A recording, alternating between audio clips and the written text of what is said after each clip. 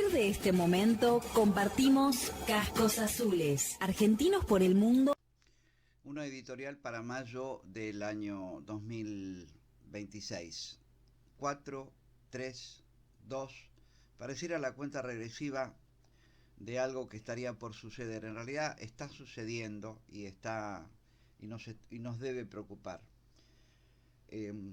Nos referimos básicamente a misiones de paz 4.0, a los conflictos 3.0 y a la Guerra Fría 2.0. Y me gustaría iniciar con esto, con lo que es una frase de un muy querido y respetado columnista, quien está a cargo del Instituto de Seguridad Internacional y Asuntos Estratégicos del CARI, me refiero a Fabián Calle, cuando él se refiere en varias oportunidades, nosotros ya lo hemos hecho en alguna también, a lo que es la Guerra Fría 2.0. Pero vamos directamente a lo que él nos comentaba en su pasaje en una entrevista hecha por Ernesto Tenenbaum. Un holocausto antes, Dios quiera que no. La bipolaridad tiene una cosa buena y una cosa mala. La bipolaridad estructuralmente reduce fuertemente la posibilidad de choque directo entre militar, como pasó en la Guerra Fría. La Unión Soviética fue fría porque no se mataron entre ellos. Ahora desquicia al resto del mundo. O sea, la Guerra Fría fue fría en Europa. A un coreano, un vietnamita, a un africano, a un centroamericano, a un argentino, le decís que la guerra fue fría, dice, no, mirá, la fría no. La Guerra Fría murieron 60 millones de personas, 300 millones de heridos, millones de migraciones. O sea, esta Guerra Fría es probable, sistémicamente, que reduzca la posibilidad de choque directo. Ahora, en la periferia, vamos a bailar. Va a haber golpe de Estado financiado por uno, financiado por otro, conspiraciones de uno, conspiraciones del otro, asesinato de uno, asesinato del otro. Estás optimista. No, porque es así, digamos, no es una cuestión de... No, perdón, si es que no hay un holocausto nuclear. No, digo, no, claro, porque en la Guerra Fría, no nos olvidemos, tuvimos 3 situaciones que en la academia se llama de brinkmanship, de precipicio. Bueno, el mundo estuvo al borde del holocausto nuclear. En el 62 estuvo al borde del holocausto nuclear. En el 73 estuvimos al borde del holocausto nuclear. Digo, y una vez estuvimos al borde del holocausto nuclear porque una computadora soviética se disparó la alarma de lanzamiento de ICBM y un hombre que ya está muy viejito desconfió y no activó el ataque. Si no, volábamos por el aire en el año 85 por un error de una computadora en Moscú.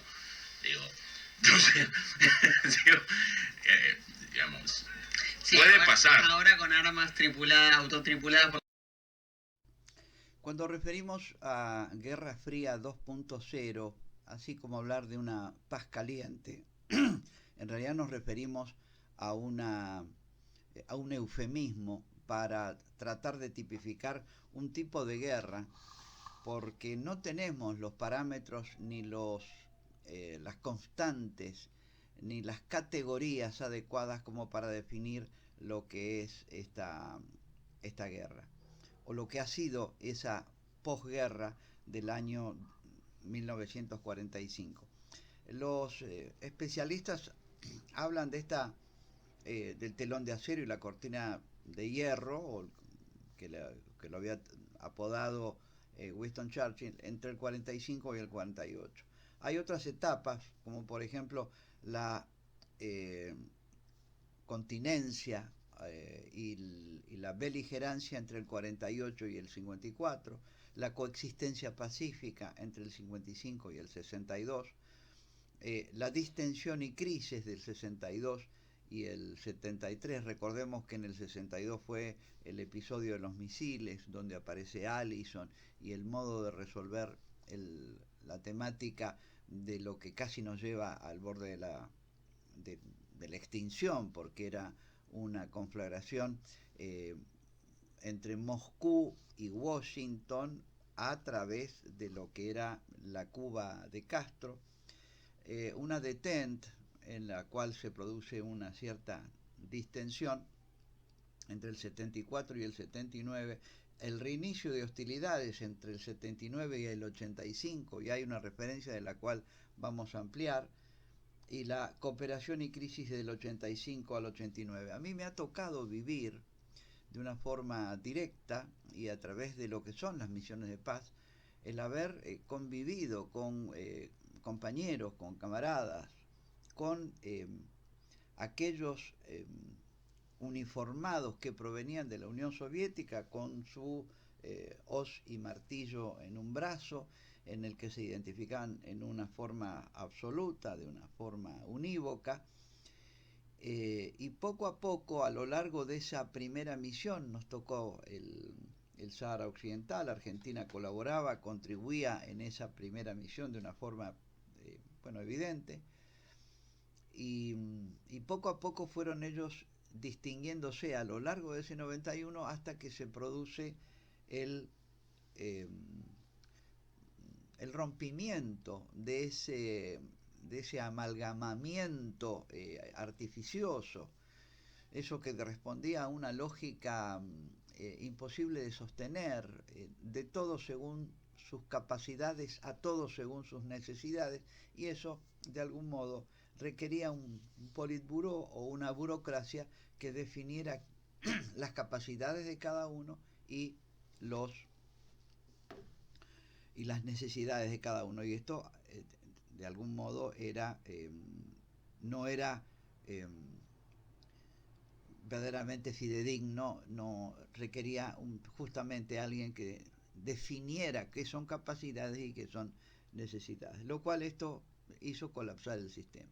Es decir, cada uno quiere sus propios méritos, sus propios valores y sus propios beneficios, a partir de los cuales hacer su propio sacrificio para lograr las reciprocidades en un mundo que justamente el mismo inventor de esa filosofía la llamaba o denominó en su libro el capital.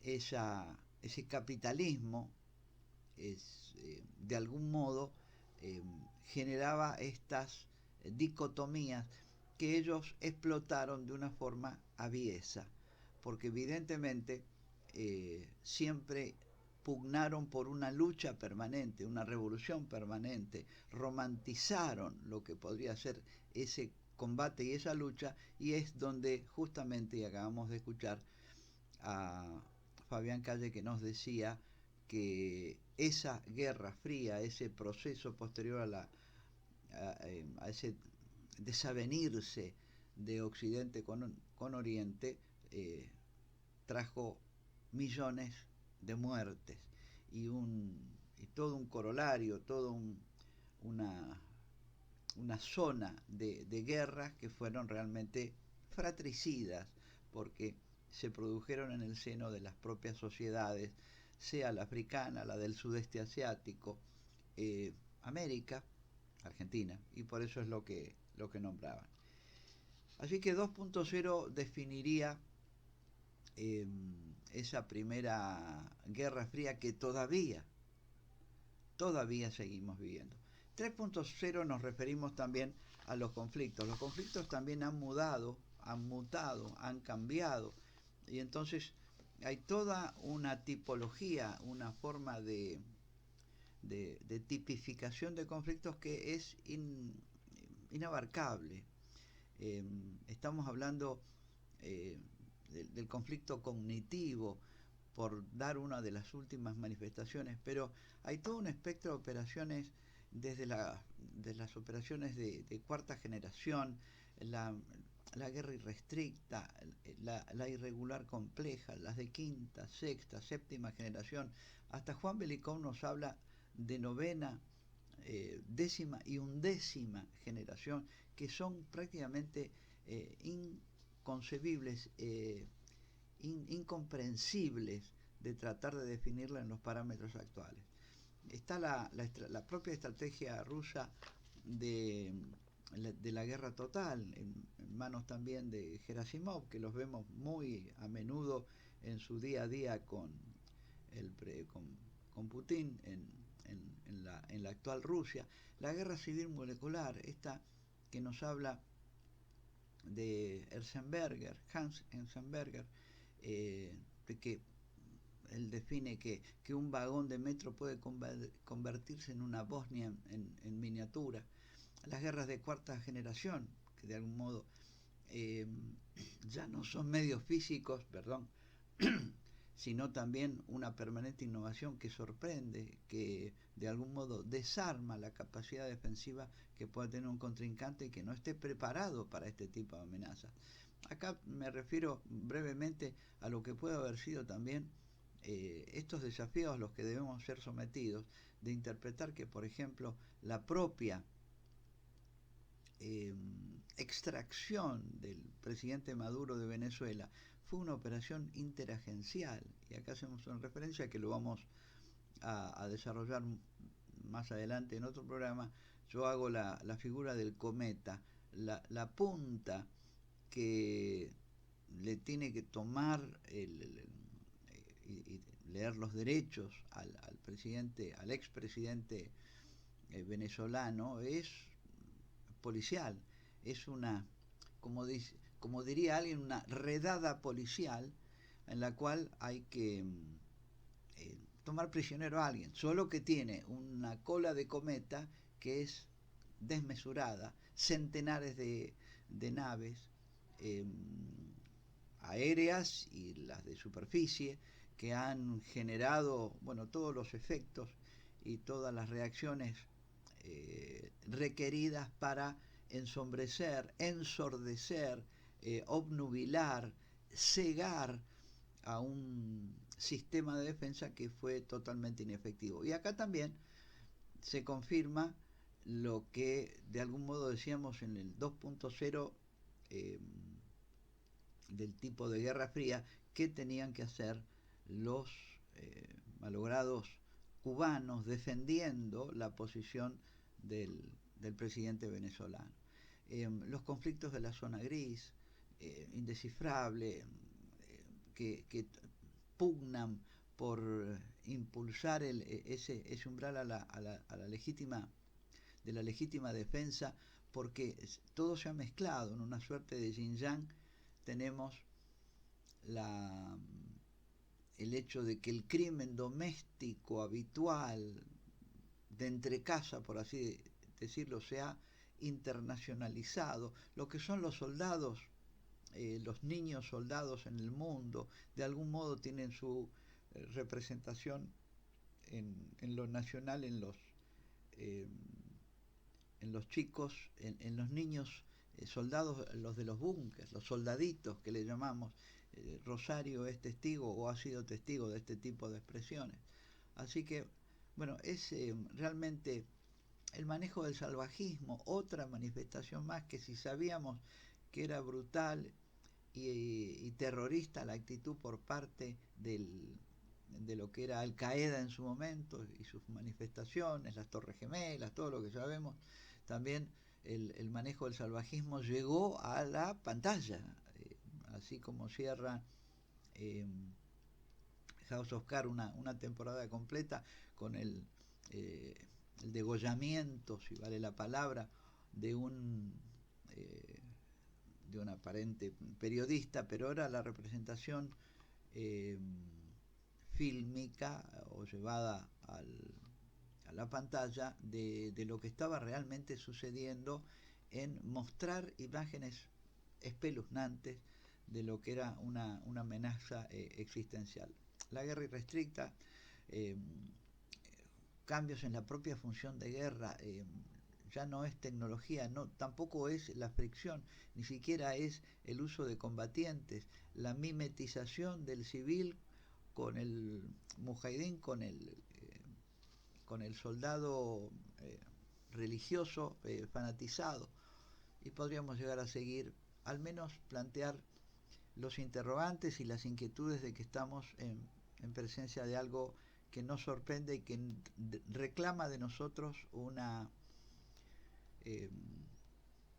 actitud diferente para enfrentarlo. Y de acá viene justamente el 4.0. Nosotros hemos hablado y hemos publicado, y está a disposición, y lo vamos a hacer, lo hacemos llegar, una responsabilidad irrenunciable que tiene la Argentina, cuna de 3 premios Nobel, y cuando digo 3 premios Nobel siempre entramos en el mismo, tenemos un premio Nobel de la Paz 1936, en Carlos Saavedra Lamas, que intervino, que se preocupó, que generó las condiciones de algún modo concebir un mecanismo que yo creo que es copiado posteriormente, 11 años más tarde, 9 años más tarde, en lo que aplica Naciones Unidas para las misiones de paz, que en la fisonomía que hoy las conocemos.